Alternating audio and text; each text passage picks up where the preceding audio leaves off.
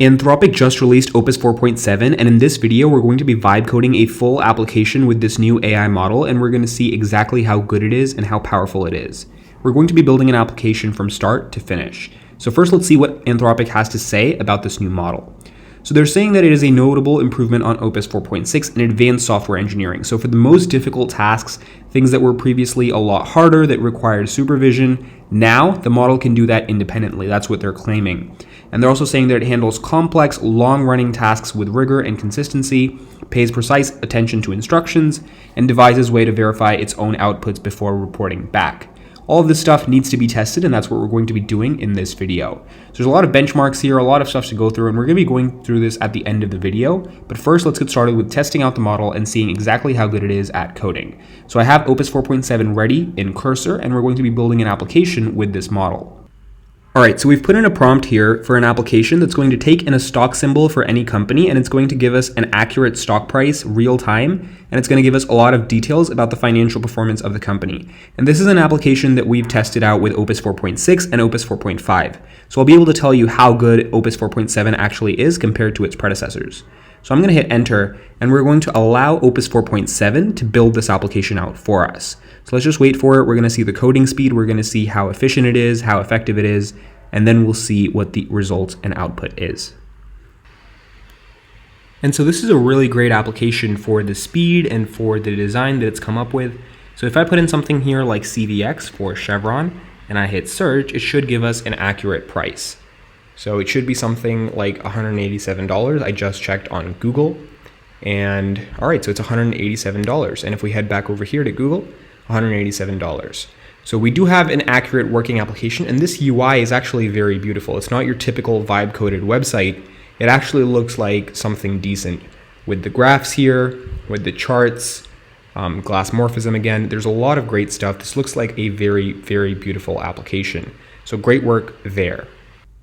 All right, so it has just been a couple of minutes, not more than 5 minutes, and it's built the entire application. Everything is working, live data is flowing end to end, and it even tested out NVIDIA stock before presenting the application to us. And this is something that Anthropic claims. It's better at testing out the application before it presents it to you. And so we can see that that is true, and we can see that right here.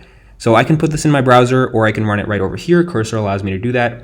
So I have this application opened up over here. Let me just try and expand this. All right, so this is a very, very decent UI, and this is much better than what we saw with Opus 4.6. So they've definitely done some work here. You can see glass morphism. You can see a lot of stuff over here that they've done. So if we go down here, we can see that they have a single file modern UI with chart.js, glass morphism, animated background. So this is all great. So for the stock symbol, let's put in something like TSLA for Tesla, and hit search, and let's see if it gives us the data. And this is the accurate real-time data for Tesla stock. So it is working. It shows us the market cap at $1.4 trillion, and it's showing us everything. And it even has some super good-looking charts. We can work on this. We can change the time period. So this is actually great. And one thing that I noticed that is much better than Opus 4.6 is the time taken to develop this application. So Opus 4.6 took a little around 5 to 10 minutes. This was under 5 minutes. So this is one major difference. Coding speed does seem to be improved here.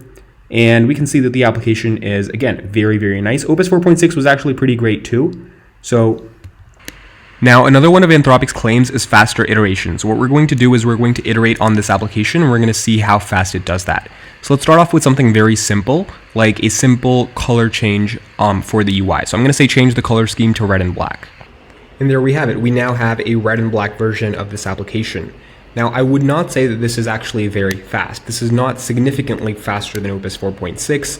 Opus 4.6 did it in relative time. This change took a lot of time. I guess you could say that the application was a lot more thorough. Opus 4.7 did build a much deeper application with a lot of other features, a lot of UI components, and so it might have taken a lot more time to go through each and every single one of those UI components, but still, it was not as fast as I expected it to be. So let's go through some of the benchmarks. Let's see what else we can see here. Over here, they're claiming that Opus 4.7 is substantially better at following instructions, and that is something that we did see. We told it that we didn't want any API keys for fetching the stock symbol, and we didn't want to have to enter any API key, and it built that successfully very quickly. So that is true, instruction following, although I don't see how big of an improvement this is from Opus 4.6, because Opus 4.6 also did a pretty great job. nothing too much of a difference, not too big of a difference.